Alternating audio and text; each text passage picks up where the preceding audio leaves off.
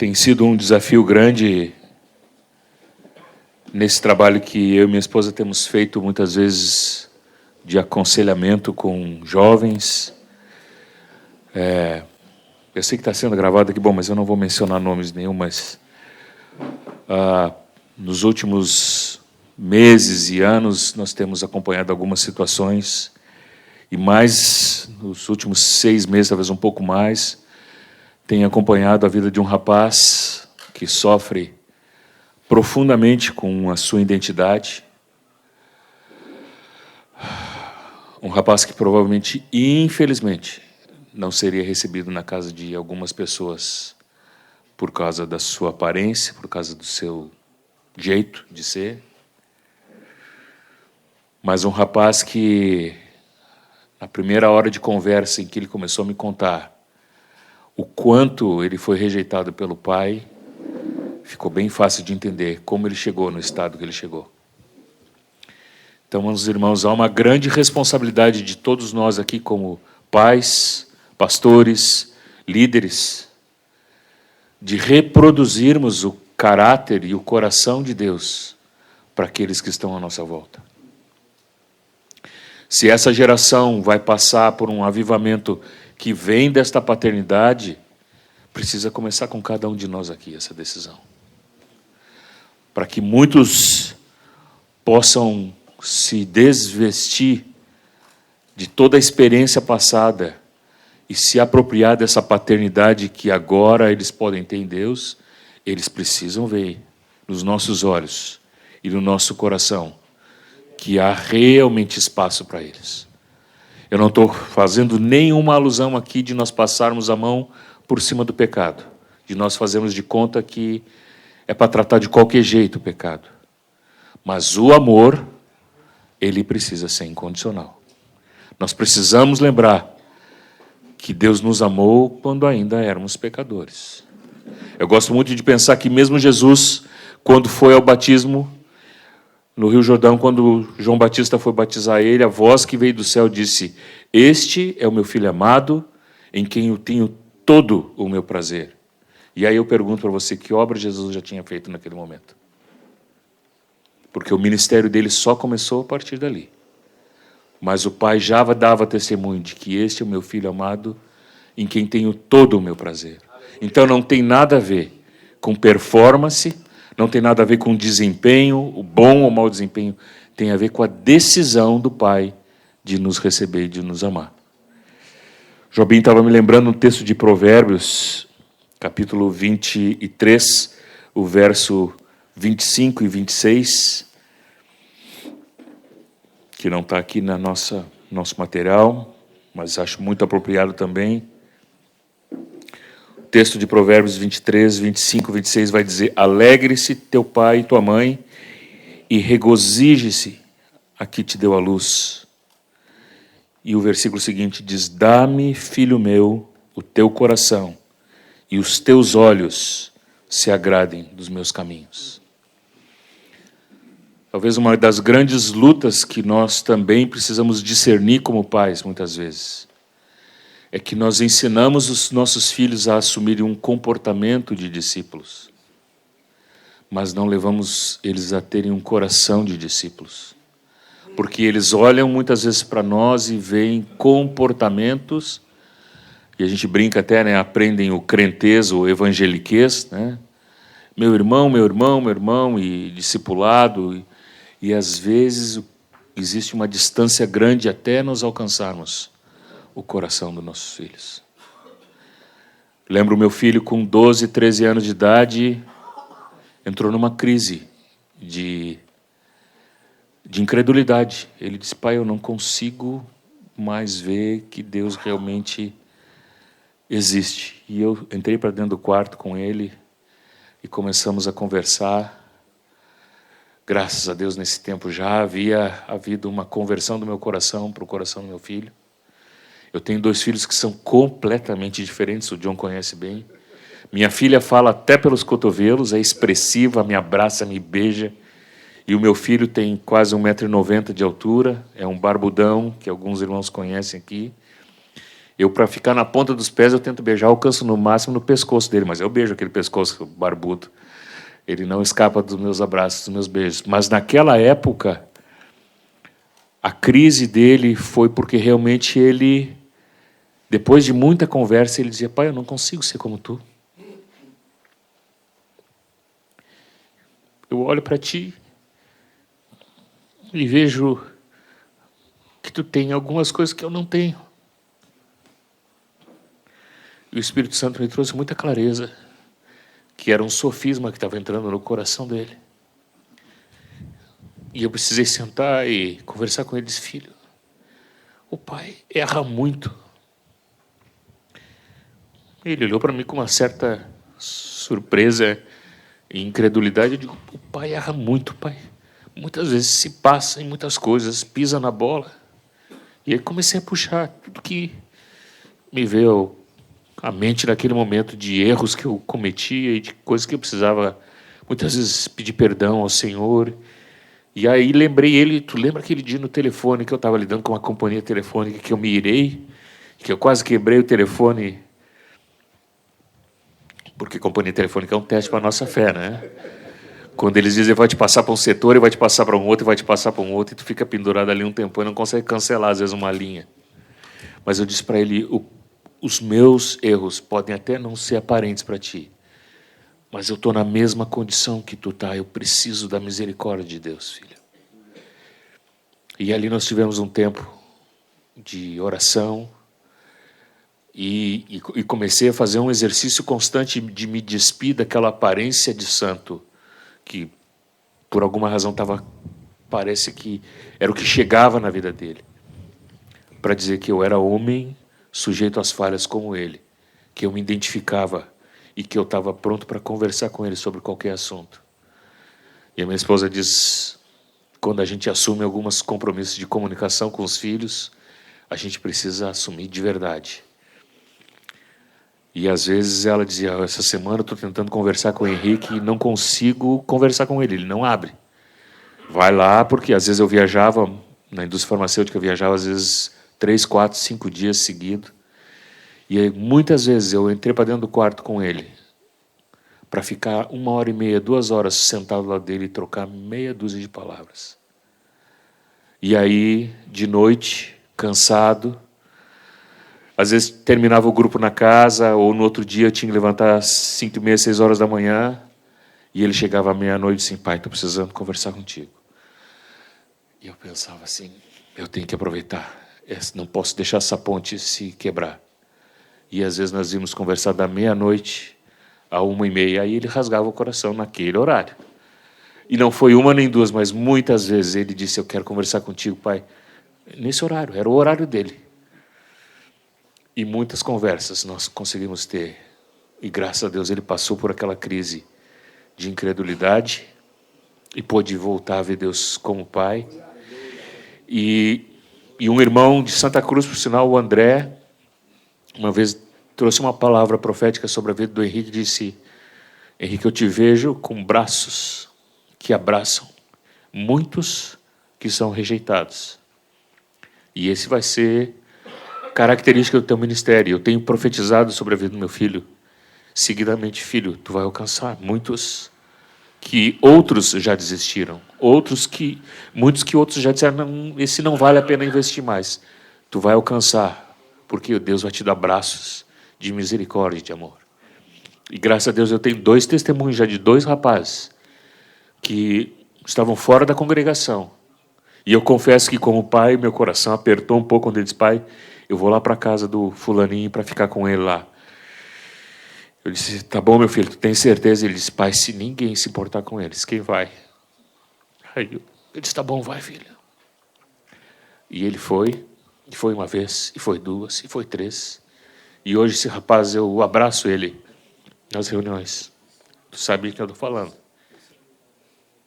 E eu digo: que bom que tu está aqui. Mas foi a persistência do meu filho em ir atrás dele, em dizer que ele tinha valor. O mesmo com outro rapaz que está numa outra congregação também, que passou por uma crise sem comunicação com os pais, e o Henrique disse: pai, eu vou atrás dele também, Bom, já tinha um histórico que tinha dado certo. Eu digo, tá bom, meu filho, vai. Não esquece que tu está sempre numa luta entre aquilo, as decepções dele, com aquilo que tu tem recebido de Deus. E ele persistiu, e ele foi, esse rapaz, graças a Deus, retornou para o Senhor. E tem permanecido até hoje. Então nós precisamos gerar essa mesma compaixão, porque se os nossos filhos veem que nós temos um coração perdoador, se nós pedimos perdão, e aqui fica já uma indireta, bem direta para você, né? Você é fácil de pedir perdão para os seus filhos? Você é pronto para dizer, filho, me perdoa porque eu fui duro contigo, eu te julguei agora, eu não dei um bom testemunho da paternidade de Deus para ti. Meus irmãos, é tempo de nós resgatarmos nossos filhos. Se você tem filhos na adolescência, ou mesmo filhos jovens, uma discípula da minha esposa também, esses dias, disse para mim assim, Fernando, sentimento de dever cumprido agora, de ver a filha casando. Eu digo, não, minha querida. Agora a oração tem que aumentar, porque agora eu vou orar pela minha filha, pelos meus genros, pelos netos que vão vir, porque nós só vemos o quanto nós conseguimos incutir o reino de Deus na vida dos nossos filhos na próxima geração. Você quer saber o quanto realmente os teus filhos amam o Senhor? Vê como vai ser a próxima geração. Pensa naquilo que você gerou no coração dele, com profundidade tem essa marca, para se ele vai replicar isso para a próxima geração. E isso é o que nós precisamos carregar com muita seriedade. Mas Deus quer nos dar esse coração. Deus quer hoje, talvez, aproximar muitos pais aqui dos corações dos seus filhos. Talvez muitos pais também precisem se voltar para os seus pais e acertar coisas do seu passado. Porque só estando livre você pode conduzir alguém à liberdade. Se você tiver coisas presas do teu passado, meu irmão, você vai ter muita dificuldade de poder ajudar. Mas seja livre para poder levar outros à liberdade. Amém? Queria dar uma pequena ênfase aqui para esses dois tipos de comportamento que nós temos, às vezes, no meio da igreja.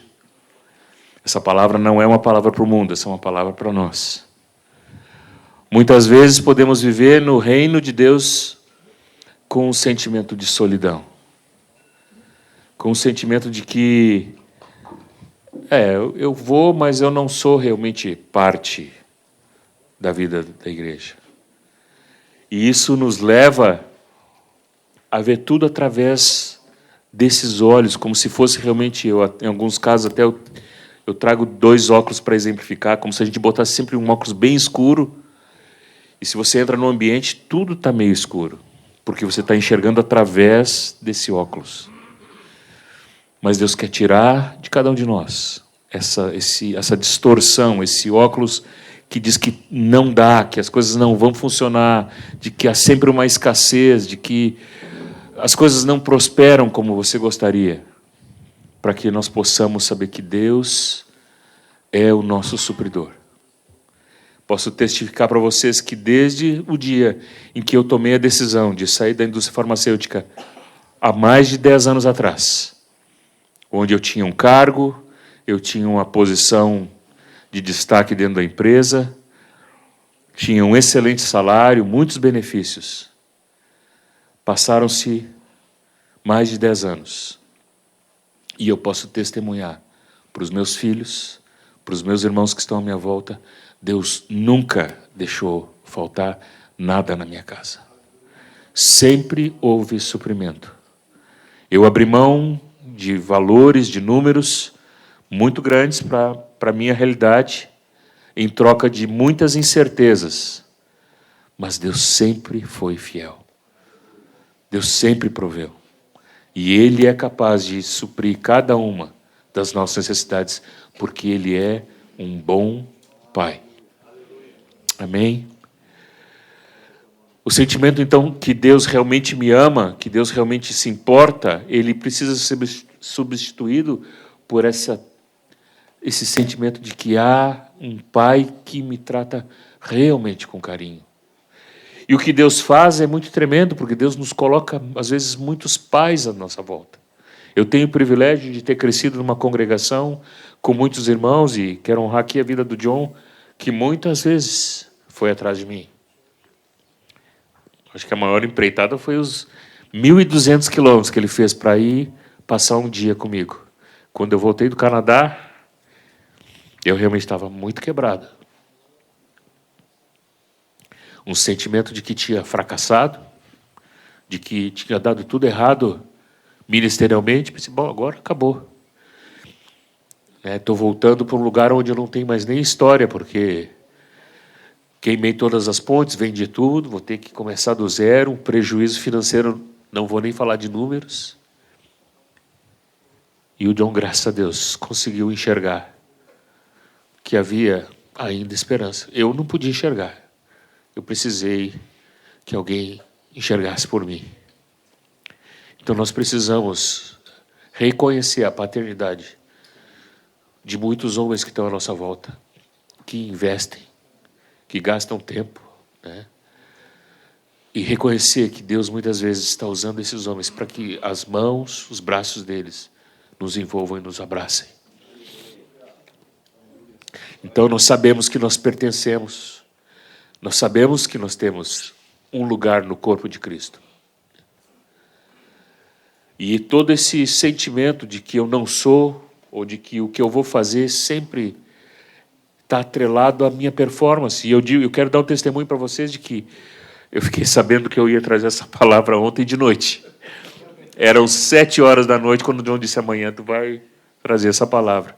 Eu digo, Senhor Jesus, com toda a responsabilidade de repartir com esses homens. Mas foi bom que eu não tive nem tempo de ficar ansioso praticamente. Fui dormir e disse, Senhor, é tu que tem que fazer. O vaso continua sendo esse vasinho de barro aqui, mas a glória tem que ser tua. Então, eu quero animar vocês a olharem para aquele que pode suprir todas as necessidades e que pode fazer aquilo que vocês não podem. A especialidade do nosso Deus é fazer o que nós não podemos. Porque se nós pudéssemos, nós íamos ficar nos achando muito importantes. Mas é Ele que tem que receber toda a glória. É Ele que pode fazer através de homens e de mulheres que se deixam ser usados por Ele. Amém? Então nós precisamos substituir os nossos pensamentos. Porque o pensamento, quando ele é baseado nas nossas experiências, ele vai dizer que Deus me ama, mas se eu errar, Ele vai me punir pelo meu erro. E aí esse sentimento vai afetar as minhas emoções e eu vou começar a agir sempre achando que não vai ser suficiente. É falta de amor, é falta de esperança. Eu não vou conseguir dar conta. E isso se transforma num fardo muito pesado que acaba recaindo sobre a vida, às vezes, dos nossos familiares, seja da nossa esposa, seja dos nossos filhos.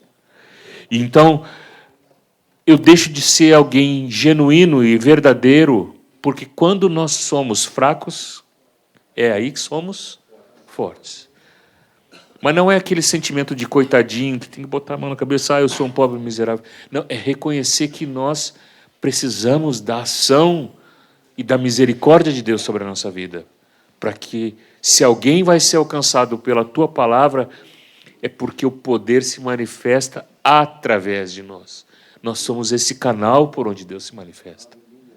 Então eu substituo os pensamentos sabendo agora que eu sou um filho amado de Deus, que Ele decidiu me amar antes que eu decidisse me arrepender. O amor dele é incondicional e que nesse amor não há medo. E a palavra diz que o perfeito amor lança fora todo o medo. E a minha adoração e todo o meu movimento dentro do corpo de Cristo, ele está fundamentado não mais na minha performance, não mais porque eu vou fazer, porque eu vou agora ter reconhecimento, vou ganhar um tapinha nas costas. É muito bom ser amado, é muito bom ser abraçado, mas eu preciso saber que o que eu faço não é por causa do abraço, mas é porque eu já fui aceito, eu já fui incluído nessa família e nesse propósito. Então, no amor não há medo, porque o perfeito amor lança fora todo medo. Aqui eu queria pedir muita atenção de vocês. Ontem o John ainda mencionou, né, durante a noite um momento importante que ele disse que o reinar em vida passa pelo campo de batalha que é a nossa mente. E se nós entendermos que esse ciclo de pensamento, isso eu chamo do ciclo dos pensamentos, né? Ou ciclo das emoções, ele acontece o tempo inteiro na nossa vida. Nas mais variadas áreas, esse ciclo ele está sendo constantemente reproduzido. Então, nós somos o fruto das crenças que nós recebemos ao longo da nossa vida. E aquilo que eu contei para vocês. Se ao longo da minha vida, o meu relacionamento familiar, ele sempre foi um relacionamento truculento, um relacionamento onde não havia amor, onde não havia expressão, onde não havia esse regar, que nós precisamos regar o coração dos nossos filhos e o coração da nossa esposa. Se a nossa história ela não tem isso, provavelmente os meus pensamentos eles vão estar baseados nessa minha experiência. E uma vez que os meus pensamentos são alimentados por essas crenças, eles vão afetar diretamente as minhas emoções e os meus sentimentos. Então, as minhas ações, tudo aquilo que eu expresso, ele é resultado desta cadeia. Nós vamos ver mais adiante, logo em seguida, agora eu quero trazer um exemplo bem claro de alguém que vivia sempre com esse espírito de escassez, e nós vamos ver como esse ciclo se aplica, né? E uma vez que eu vivo e as minhas ações são assim, eu acabo reforçando aquilo que era a minha crença. Então se torna, na verdade, um ciclo que a gente... Lá na Bélgica eu tive a oportunidade de falar com os irmãos lá, e eu falei sobre isso, e eles disseram que é o ciclo insano, né? Porque cada vez que eu repito um mesmo processo e eu não renovo a minha mente, eu estou causando esse incêndio, né, que vai destruindo as coisas que Deus quer fazer na minha vida. Isso é um ciclo vicioso. Ciclo vicioso. E destrutivo, né? Porque a gente pode ver que esse ciclo também pode ser virtuoso. E aí, mais adiante, a gente vai ver isso, né? Então, nós precisamos entender que isso acontece o tempo inteiro na nossa mente. Seja com a aceitação no grupo, seja na hora que eu vou no meu trabalho, seja na hora que eu estou com a minha esposa. Muitas vezes eu começo a reagir dentro desse ciclo. E se eu não entender que esse ciclo precisa ser quebrado, eu, às vezes, repito, muitas vezes a mesma coisa. Qual é o segredo? Efésios falou, né, que a palavra de Deus precisa habitar. E ela é o escudo que nos protege dos dardos inflamados do inimigo. Então, se eu tenho agora a palavra habitando em mim, a palavra começa a ser o substituto das crenças que ao longo da minha história eu fui cultivando. E ela vai gerar em mim agora novos pensamentos. O que Deus diz a meu respeito? Quais são os pensamentos mesmo que Deus tem a meu respeito? O famoso texto de Jeremias 29:11 diz, né, eu é que sei que pensamentos eu tenho a vosso respeito. Obrigado, pensamentos de paz e não de mal, para vos dar o fim que desejais. Isso mesmo. Essa é a verdade. Então, quem nos importa? Quem é que nós precisamos ouvir? É a minha história, o meu passado, ou aquilo que Deus tem para dizer a respeito? Gosto muito também de uma expressão do irmão que diz que, às vezes, ficar em silêncio na presença de Deus e ouvir uma palavra de Deus é muito mais produtivo que ficarmos horas na presença de Deus despejando uma série de orações e lamentações e não ouvimos a voz do Pai. Porque se a voz dele tem o poder criador, quando ele disse lá em Gênesis, haja luz e houve luz, quando ele fez todo o universo, será que se ele disser uma palavra para nós, ela não vai ser suficiente para mudar, às vezes, toda a nossa história? Basta uma palavra dele para nós. Mas nós precisamos ouvir. O que Deus está te dizendo? Qual é a palavra de Deus hoje para a tua vida? Deus está te dizendo que Ele desistiu de ti? Ou Ele está te dizendo, vem para perto, meu filho. Vem para perto porque eu quero me manifestar, eu quero me revelar como esse Pai de amor para a tua vida. Eu sou capaz de suprir todas as tuas necessidades. E aqui nós temos, então, o ciclo virtuoso, onde a palavra vai nos dizer que, habitando ricamente essa palavra, eu começo a substituir. Toda vez que vem aquele pensamento que diz, mas os irmãos nem deixaram eu falar hoje no grupo, os irmãos nem deram oportunidade, foram lá para o encontro e nem me convidaram, eu fui excluído, ou eu cheguei no encontro, os irmãos já estavam conversando e provavelmente até eu era o motivo da conversa. Mas isso eu acho que só acontece em Porto Alegre, essas coisas, né, John? Da maledicência, às vezes de uma conversa distorcida, uma palavra dita de maneira errada.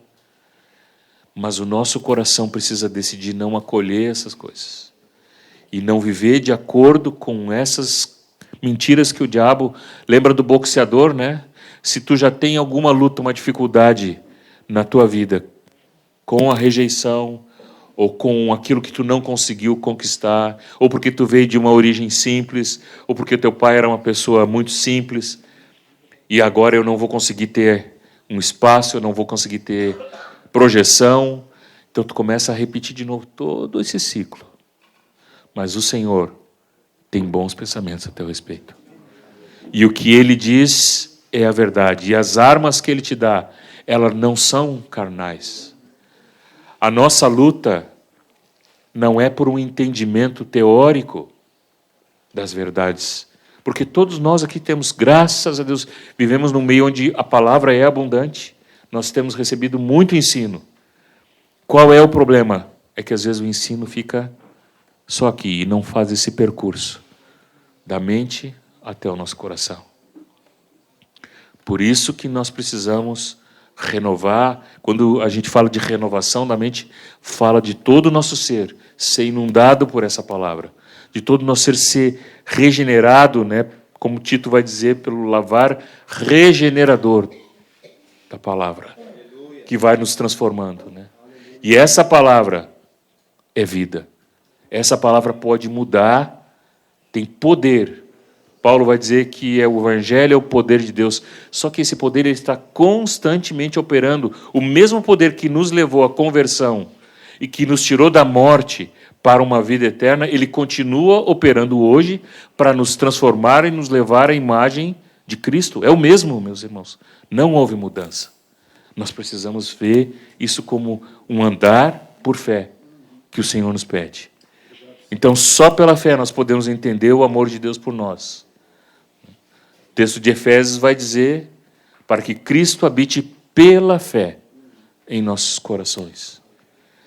E ainda vai dizer Efésios 1:5 também, e em amor ele nos predestinou para sermos adotados. Então, a partir de hoje, tu sabe que ser adotado não é algo tão ruim assim.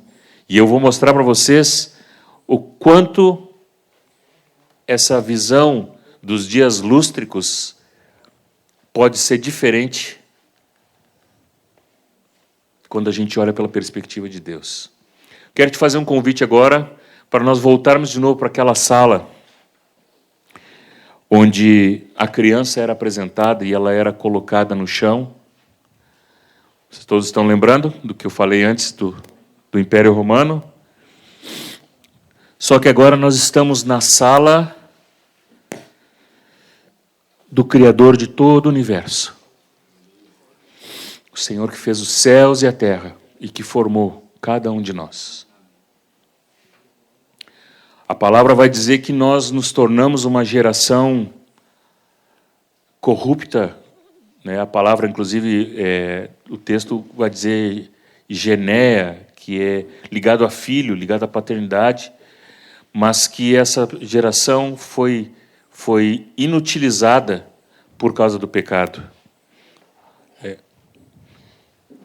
Só que a obra de Cristo foi uma obra de resgate por nós. Então, se todos nós hoje estivéssemos nessa mesma sala, aonde o filho era colocado no chão, esse Deus vem até nós. Vamos imaginar que todos nós aqui estamos envoltos nos panos da nossa justiça própria, da nossa tentativa de nos tornarmos melhores e mais aceitos por Deus. Mas o Senhor, com seus olhos, consegue tirar todos esses paninhos. E Ele enxerga todos os nossos pecados.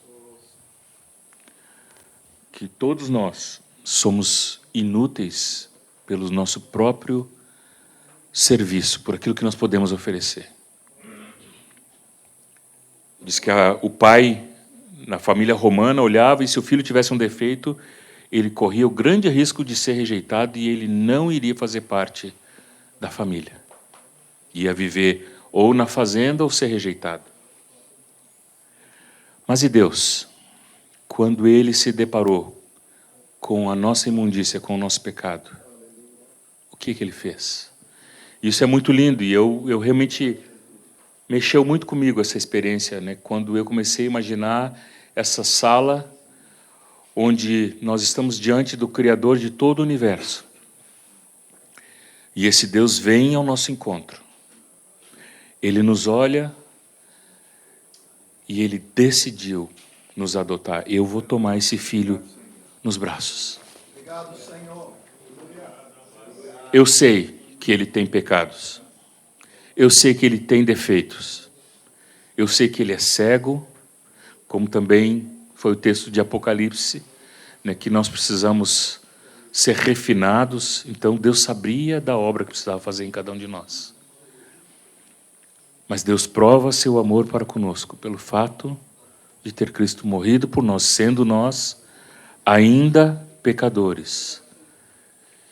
E ainda algo muito precioso que eu comecei a entender, e esse texto de 2 Coríntios ali me chamou muito a atenção.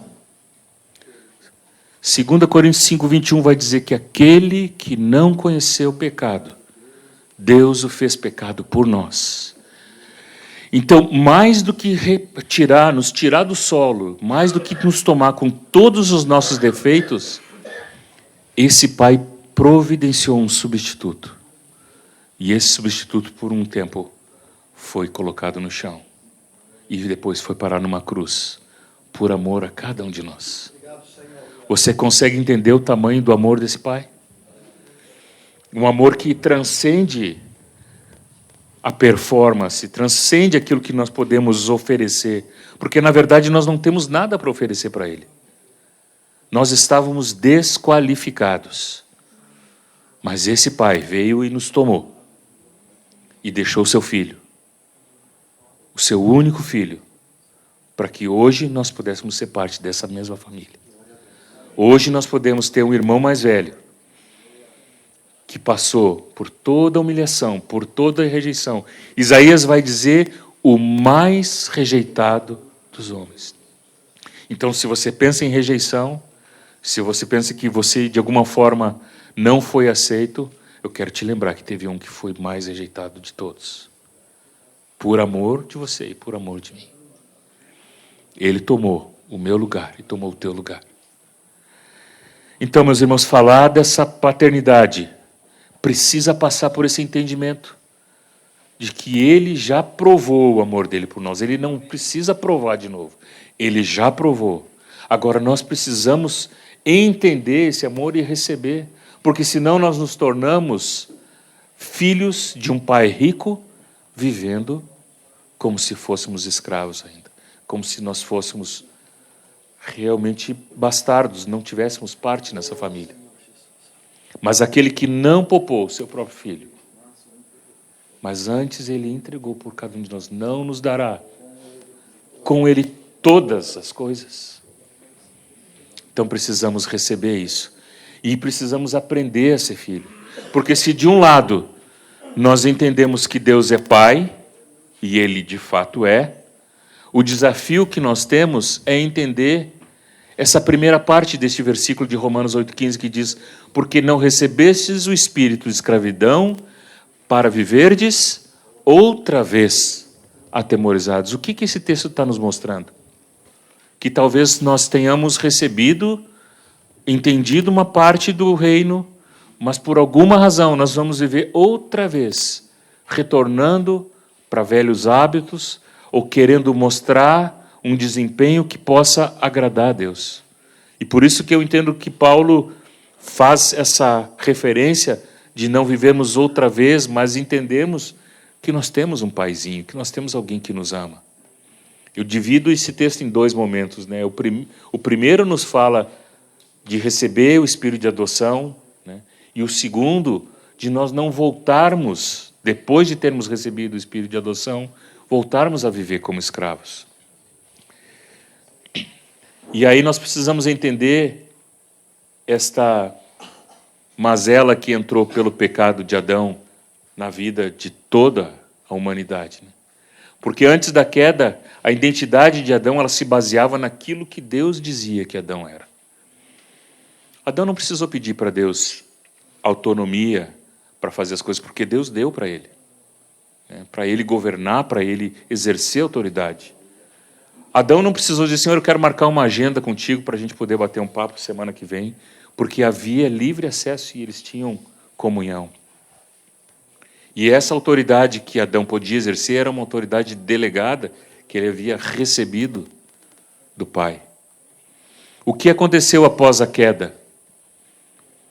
Esse homem então passou a ter uma identidade com base naquilo que ele podia fazer, naquilo que ele tinha para oferecer, e mais recentemente, nessa sociedade que nós estamos vivendo agora, chegou a um ponto que a nossa identidade, ou a identidade de muitos, né, espero que a de ninguém aqui, está baseada naquilo que eu sinto. Então, se eu sinto que eu sou alguma coisa, isso define quem eu sou. Vivemos numa sociedade completamente perdida. Um dos trabalhos que eu e minha esposa temos feito nessa questão da identidade é justamente trabalhar essa questão do resgate, né? Falei em Santa Cruz, e talvez, provavelmente, alguns de vocês já tenham visto, em Salvador, há pouco tempo atrás, tinha uma moça caminhando no shopping, com uma coleira presa no seu pulso, e na ponta da coleira tinha outra moça, caminhando de 4 pelo shopping de Salvador, com uma cauda imitando como se fosse um cachorro, e orelhas, e essa moça dizia que era um cachorro, porque ela se sentia como um cachorro. Outro fato que eu recebi também de um rapaz, um homem, assim, fortinho, que nem eu, barbudo, assim, que ele disse que era, na verdade, uma menina de 6 anos de idade. E a insanidade não foi suficiente de ele se achar uma menina de 6 anos de idade. Uma família adotou ele como se ele tivesse 6 anos de idade. Só que ele tinha 35. Com fralda, usando bico, né?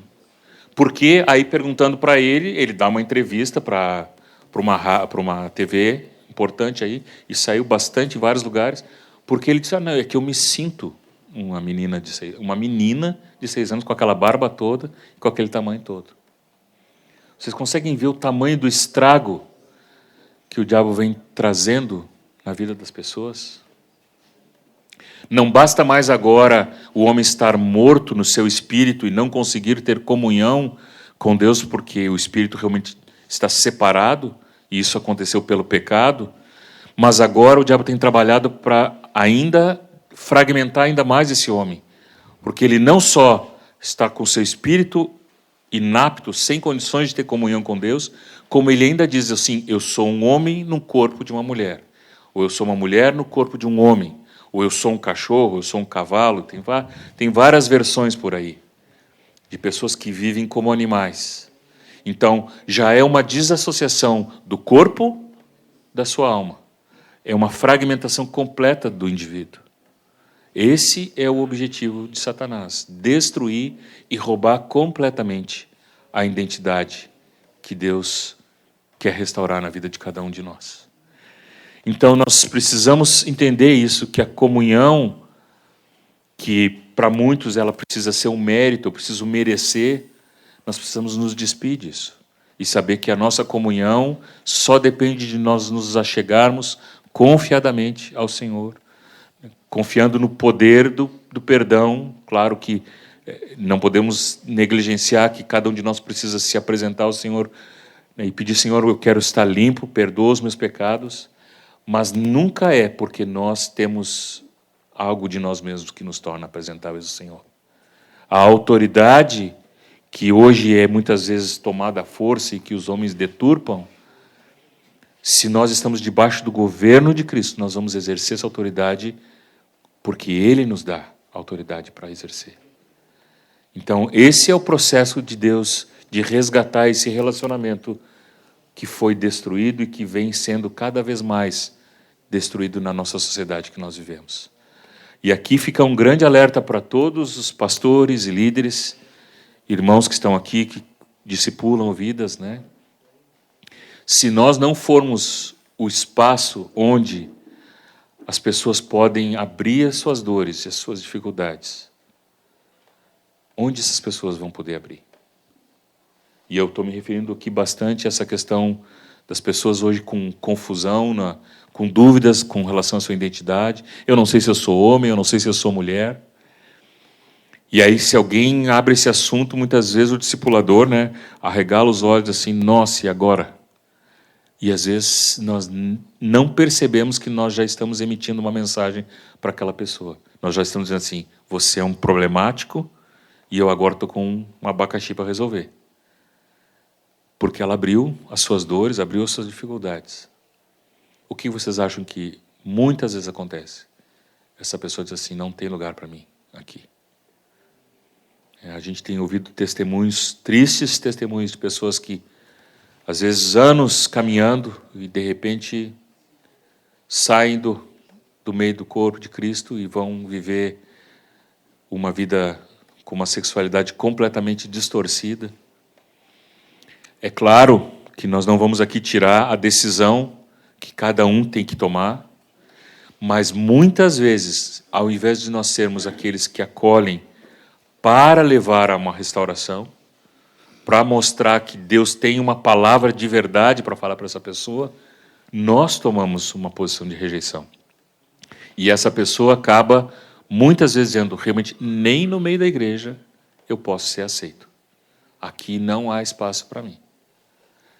Então, queridos, é um grande desafio para todos nós, como igreja, como líderes, como discipuladores, como pastores. Nós precisamos entender que o tempo que nós estamos vivendo, e o Senhor promete que derramaria do seu Espírito e que haveria uma colheita muito grande, nós cremos nisso, amém? Muitas vidas vão se converter nesses últimos tempos. E o que nós vamos fazer com aqueles que chegam destroçados, destruídos na sua identidade? O que nós vamos fazer com eles? Nós vamos dizer, não, o teu caso é uma exceção, tu fica de fora. É isso que nós vamos fazer?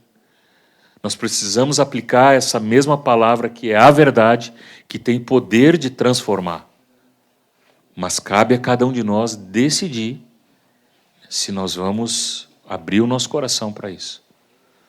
E aqui não há nenhuma chance de nós falarmos de aceitação de igreja inclusiva, não estou me referindo a nada disso, porque a palavra continua sendo a mesma, a verdade continua sendo a mesma, o senhorio de Cristo continua sendo o mesmo, o arrependimento precisa operar nessas vidas, tanto como em qualquer outro.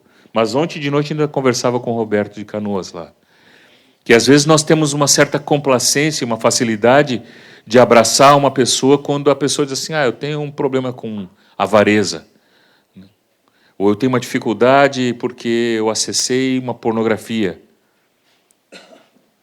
E aí, às vezes, a pessoa está ali no meio da congregação e vai sendo aceito. Mas se chegar alguém com um jeito diferente, uma maneira de sentar diferente, uma maneira de se comportar, que é reprovável socialmente, não tem chance. Então, quero que você pense sobre isso. Não quero trazer nenhuma, não quero apontar para ninguém. Eu mesmo tenho constantemente tenho dito, eu preciso renovar a minha mente. Porque Efésios 2 diz que, estando nós mortos nos nossos delitos e pecados, Ele nos deu vida juntamente com Cristo. Então, quantos tipos de seres humanos existem na Terra? Segundo Efésios 2, só tem 2. Ou você está morto nos teus delitos e pecados, ou tu está vivo. Mas nós criamos uma série de categorias novas. Tem o morto, tem o muito morto, tem o mais ou menos morto, tem um quase morto, né? Que evangelho é esse que nós estamos, às vezes? Eu sei que quando eu digo isso pode chocar um pouco vocês, não é a minha intenção escandalizar ninguém, mas às vezes eu preciso provocar um pouquinho isso, né? Nós precisamos entender que a igreja, como coluna e baluarte da verdade, precisa estar firme nesta verdade, de que todo o trabalho que nós precisamos fazer como lideranças no cuidado das vidas é para que a pessoa saia da posição de morto para a vida que há em Cristo. E vida em abundância.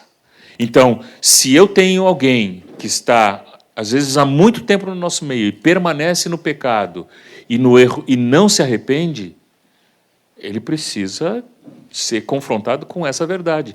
Agora, se eu tenho alguém que vem do mundo, com todas as suas destruições, nós temos casos hoje de pessoas que se converteram, que já tinham passado, inclusive, por cirurgias de transformação de sexo. Aí eu te pergunto, o evangelho é ou não é o poder de Deus para a salvação dessa pessoa? Não é? Se essa pessoa que vem com toda uma fachada que assusta, muitas vezes, mas essa pessoa começar a andar em retidão, em santidade, ela está melhor ou está pior do que aquele que está no nosso meio, persistindo no pecado e que não se arrepende? Nós precisamos entender isso. Então, essa palavra sobre essa mudança para levar o homem ao relacionamento, ela é uma necessidade que cada um de nós tem de entender isso. Eu sei que mudou um pouquinho o que eu vinha falando até agora, mas a ideia era realmente chegar nesse ponto de provocar a cada um de nós como liderança, como homens que somos, e o quanto é sério que nós, como pais, sejamos bons exemplos para os nossos filhos, porque tem filhos que estão se perdendo e muitas vezes enveredando para o lado da homossexualidade, ou a menina para o lado do lesbianismo, porque ela rejeitou o modelo que ela tinha. Então isso é muito sério, meus queridos. Nós precisamos ser zelosos nesse cuidado com as vidas, começando por nossa casa e estando abertos para receber aqueles que vão chegar feridos, aqueles que vão chegar precisando de restauração. Amém? Vou encerrar com esse texto de 2 Samuel 9. Tenho mais 20, 30 minutos. Eu queria... Tu pode ler para mim, William, 2 Samuel 9, por favor? Todo o capítulo, não é um capítulo muito longo. Isso. Todo ele. Disse Davi: resta ainda, porventura, alguém da casa de Saul, para que eu use de bondade para com ele, por amor de Jonatas? Havia um servo na casa de Saul, cujo nome era Ziba. Chamaram-no que viesse a Davi.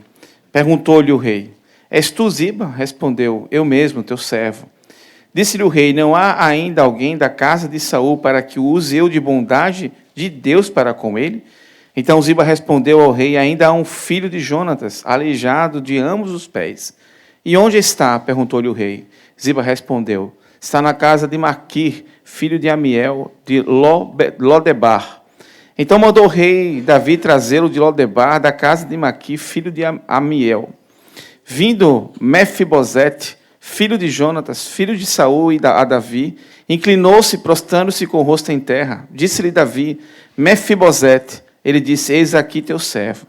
Então lhe disse Davi: não temas, porque usarei de bondade para contigo, por amor de Jonatas, teu pai, e te restituirei todas as terras de Saul, teu pai. E tu comerás pão sempre à minha mesa. Então se inclinou e disse: quem é teu servo, para teres olhado para um cão morto, tal como eu? Chamou Davi a Ziba, servo de Saul, e disse-lhe: tudo o que pertencia a Saul e toda a casa dei ao filho de teu senhor. Trabalhar-lhe-ás pois a terra, tu e teus filhos e teus servos, e recolherás os frutos para que a casa de teu senhor tenha pão que coma. Porém, Mefibosete, filho de teu senhor, comerá pão sempre à minha mesa. Tinha Ziba 15 filhos, e 20 servos. Disse Ziba ao rei: segundo tudo quanto meu senhor o rei manda a seu servo, assim o fará. Comeu, pois, Mefibosete à mesa de Davi como um dos filhos do rei. Tinha Mefibosete um filho pequeno, cujo nome era Mica. Todos quantos moravam na casa de Ziba eram servos de Mefibosete. Morava Mefibosete em Jerusalém, porquanto comia sempre à mesa do rei. Ele era coxo de ambos os pés. Queria convidar você agora para meditar também um pouquinho nesta palavra. Ela é uma palavra que daria para se falar durante muito tempo, mas eu queria dar algumas pinceladas, né?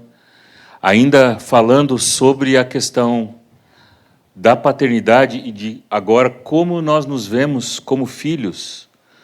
Porque se eu sei que Deus é o meu Pai, e aí todos caminhamos com uma revelação maior ou menor dessa paternidade, agora eu preciso saber como eu me comporto como filho. E aqui nós vamos ver um exemplo de alguém que, embora tivesse um sangue real, embora tivesse uma história muito forte no seu passado, literalmente desconhecia os seus direitos, desconhecia o que poderia usufruir e vivia numa situação completamente oposta. Então, a primeira parte desse texto vai dizer que Davi pergunta se há alguém da família de Saul para que ele pudesse usar, para a família de Jonatas, para com o qual ele pudesse usar de misericórdia. Eu gosto de lembrar que muitas dessas palavras do Velho Testamento são sombra do Novo, né, daquilo que haveria de vir. E aqui nós temos Davi desempenhando o papel do Pai, o papel de Deus, e usando de misericórdia para com a geração de Jonatas, por amor a Jonatas. Então, Jonatas, nesse caso, representa a pessoa de Cristo. E nós sabemos que tudo aquilo que chegou até nós, chegou por causa da obra de Cristo na cruz. Nós só somos alvos de tamanha misericórdia e não somos consumidos. Diz que a bondade de Deus é que evita que sejamos consumidos, mas porque houve uma obra na cruz que nos tornou justos, que nos tornou apresentáveis ao Pai. Então Davi disse: eu quero usar de misericórdia. Tem alguém com quem eu possa usar de misericórdia? E aí disseram: olha, tem. Chamaram Ziba, né? Para mim, Ziba parece ser aqueles religiosos da época, assim, porque se vocês observarem no texto, a primeira coisa que Ziba diz, tem, mas ele é aleijado. É a primeira coisa que ele diz. Ele bota o defeito de Mefibosete na frente. Tem o filho de Jonatas, mas ele é aleijado, ou seja, não vai te servir para nada aqui no reino. E aí Davi manda chamar Mefibosete. A cidade de Lodebar ficava, pelo que as pesquisas por cima dizem, mais ou menos 40 e poucos quilômetros, 50 quilômetros de Jerusalém. Eu imagino que tenha sido o percurso mais longo da vida de Mefibosete, é esse percurso até chegar no palácio do rei. E a gente vai entender depois, tem uma referência mais adiante de 2 Samuel, que explica por que Mefibosete agiu dessa maneira. Então, Davi olhava para ele com misericórdia. Mas como é que Mefibosete se enxergava? Ele vai dizer: quem sou eu para que tu olhes para mim? Eu não passo de um cão morto. Certamente, nesse trajeto todo, de Lodebar até chegar em Jerusalém, Mefibosete foi pensando: que desculpa será que eu posso dar? O que será que eu posso explicar para Davi? Porque se ele disser que eu tenho que perder a cabeça, esse vai ser o meu destino, eu não tenho que fazer. E ainda sendo aleijado, não dá nem tempo de correr. Os caras vão me levar e eu sou obrigado a acompanhar toda a caminhada sem ter como fazer algo diferente. Mas Davi tratou Mefibosete com misericórdia. Quando Mefibosete dá toda aquela... Eu não passo de um cão morto. O versículo seguinte diz assim, que Davi falou com Ziba, todas as terras de Saul vão ser devolvidas para Mefibosete. Aí eu comecei a ler o texto, mas por que ele precisava das terras se, na verdade, Mefibosete ficou comendo à mesa do rei em Jerusalém? Ele nem precisava das terras.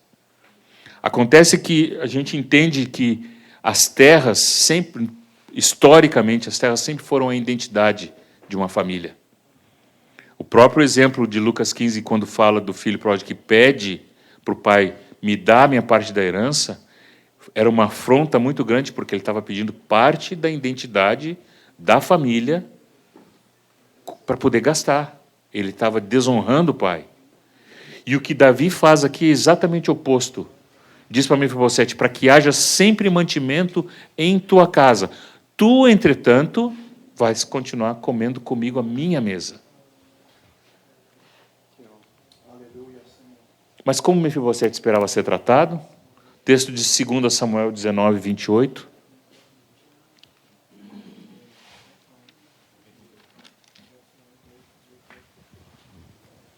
Segunda Samuel 19, 28.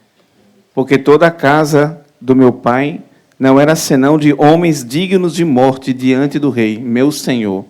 Contudo, puseste teu servo entre os que comem à tua mesa. Que direito, pois, tenho eu de clamar ao rei?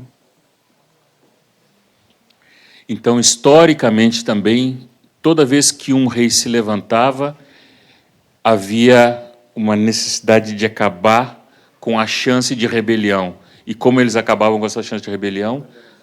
Todas as gerações do rei que foi deposto ou que morreu eram eliminados, para que não houvesse chance. Então, Mefibosete tinha isso em mente. Só que o que Mefibosete não tinha em mente? Ele não conhecia a história de Davi e de Jonatas. A história vai dizer, inclusive, que Saul e Jonatas morreram quando Mefibosete tinha 5 anos de idade. É interessante a gente entender que Lodebar, a palavra não é por acaso, né, que algumas traduções a gente vai atrás, significa lugar sem pasto, ou lugar de miséria, lugar de sequidão. Tem uma outra versão que vai dizer também lugar de pouco diálogo, de pouca conversa. Então, eu me dou o direito de fazer uma interpretação meio poética aqui, né, que aos 5 anos de idade, Mefibosete nunca ouviu falar sobre o relacionamento de Davi e Jonatas e sobre a aliança que eles tinham. É tão lindo ver quando ele diz assim, nós temos um compromisso de preservar. Jonatas diz, tu vai preservar as minhas gerações. E Davi fez essa aliança com Jonatas. Mas isso não chegou ao conhecimento. A história toda não chegou ao conhecimento de Mefibosete. E ele foi viver nesse lugar onde era um lugar de pouco pasto, lugar de sequidão, lugar de... Embora havia um homem muito rico nessa cidade, mas ele vivia naquele ostracismo. Lá ele estava esquecido, de preferência que o rei nem lembrasse que ele existia. E o dia que lembrou, ele disse, agora perdi o pescoço, deu para mim. Então, muitas vezes nós podemos pensar na nossa história como Mefibosete pensava. Qual era a crença que estava na cabeça de Mefibosete? Que todo rei que subia ao trono mandava decapitar a geração do outro rei. Se isso era o que estava na mente, nos pensamentos de Mefibosete, como ele vivia? Ele vivia sempre acuado, torcendo para que nunca o rei lembrasse que ele estava lá em Lodebar. Vou ficar numa cidade, de preferência uma cidade que não dá nada, que nada prospera aqui, para ver se eu não chamo atenção. Mas é interessante que até a gente lendo o texto, Mefibosete teve um filho. Muito provavelmente por ele ser de uma linhagem nobre, de alguma forma ele chegou a casar, talvez justamente não pela sua condição, porque certamente ele não tinha o que oferecer, mas pela sua linhagem. Por ser filho de um príncipe, ele poderia ter Isso, deduzo eu, conseguiu casar e ter um filho. Mas a maneira como ele vivia e como as suas emoções eram administradas era sempre assim. Meu avô foi Saul, um homem que foi de quem o Senhor retirou o espírito, um homem que morreu na guerra porque se suicidou, e o meu pai morreu junto. E esse é o meu destino, essa é a minha história. Então, muitas vezes, por nós desconhecermos todo o projeto de Deus para a nossa vida, todo o resgate que o Senhor tem feito, quantos de nós não estamos vivendo na nossa cidade, que é Lodebar também, que é uma cidade de sequidão, uma cidade onde parece que as coisas não prosperam, onde as coisas não vão à frente, o ministério não anda, a vida em família não prospera, porque estamos esquecendo da história que foi escrita lá naquela cruz para nós.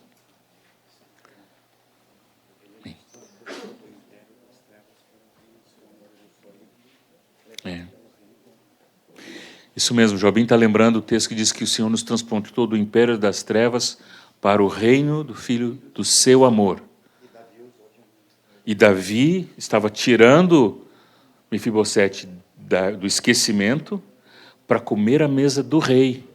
O John tem uma palavra de muitos anos atrás, eu até tenho que cobrar essa palavra dele, em que ele dá uma ênfase muito linda, que quando Mefibosete sentava à mesa do rei, junto com os filhos do rei, ali os pés que eram coxos, deformados, e a gente, se for ler mais adiante, eram pés que produziam feridas e tinham uma má aparência, mas debaixo daquela mesa ele era completamente igual aos outros.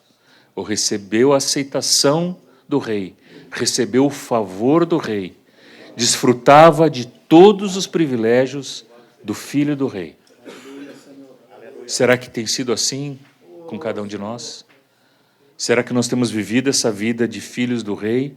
Não quer dizer que a gente nunca vai ter luta, não, que a gente não vai ter dificuldades, mas muitas vezes nós podemos achar que aquilo que nós estamos passando eu mereço mesmo, afinal de contas eu errei. Agora, queridos, não há nenhuma condenação para aqueles que estão em Cristo Jesus. Você está onde? Você está em Cristo ou você está preso ao seu passado, preso às coisas que aconteceram? Eu quero testemunhar que eu realmente fui muito tentado a ficar em Lodebar. Depois que voltei do Canadá, com todas as situações que eu passei, eu não vou fazer aqui uma crise emocional de choradeira aqui, mas eu passei por uma sensação de completo fracasso. De um ministério que parecia que ia dar muito certo, que deu muito errado, mas que na verdade deu muito certo, porque em tudo isso Deus conseguiu trabalhar em meu coração e me mostrar que o meu valor não está naquilo que eu faço para Ele. O meu valor está naquilo que Ele disse que eu sou. A minha identidade não é aquilo que eu posso fazer. Não é se eu falei para vocês que, pela misericórdia, hoje tem 100 pessoas ligadas a mim, mas esse número não serve, não me torna mais aceito ou menos aceito. O que me faz ter acesso à presença dEle e poder comer à mesa do Rei é porque o Rei decidiu usar de misericórdia comigo. Bondade e misericórdia. Certamente me seguirão todos os dias e habitarei na casa do Senhor para todo sempre. Então, meu querido, hoje é dia de você viver na plenitude daquilo que o Rei está te oferecendo. Deixa de viver em Lodebar, o lugar que não tem pasto, o lugar que nada prospera, e vem viver em Jerusalém, no palácio do Rei, na mesa do Rei. Este é o convite que o Senhor tem para ti. Porque se tu decidir viver com base em todo o teu histórico passado, é uma coisa que tu pode fazer. Mas o Senhor te diz, sai daí, sai deste lugar e vem viver o novo que eu tenho. Então, se hoje nós temos aqui pais que têm dificuldades nos seus relacionamentos com seus filhos, você está olhando para alguém aqui que tinha tudo para dar errado no seu casamento. Queridos, foram quase 7 anos massacrando a minha esposa e o meu relacionamento familiar. Eu tive bem perto de uma separação. Olhar para os 32 anos de casado agora é fácil. Agora que passou 32, né, os jovens lá em Porto Alegre, no retiro de jovens, aplaudiram quando eu disse, estou fazendo 32 anos de casado. Mas se eu não tivesse experimentado do favor e da misericórdia do Senhor, que veio me restaurando até os dias de hoje, porque não é uma restauração que já está encerrada, eu até hoje preciso renovar minha mente. Eu até hoje luto em não tentar mostrar serviço, em dizer, não, eu vou fazer por amor ao Senhor, não porque eu preciso de mais aceitação. Isso tem sido uma decisão no meu coração. E o Senhor tem o mesmo para cada um de vocês. Você não precisa ser um pai ausente, você não precisa ser um marido indiferente para com a tua esposa. Se Deus te coloca um desafio de lutar por tua família, por tua esposa, por teus filhos, junto com o desafio, Ele vem com a graça dEle para te capacitar a perseverar. Tu tem todo o recurso da mesa do rei. Não fica na situação que tu está. Vamos nos pôr de pé.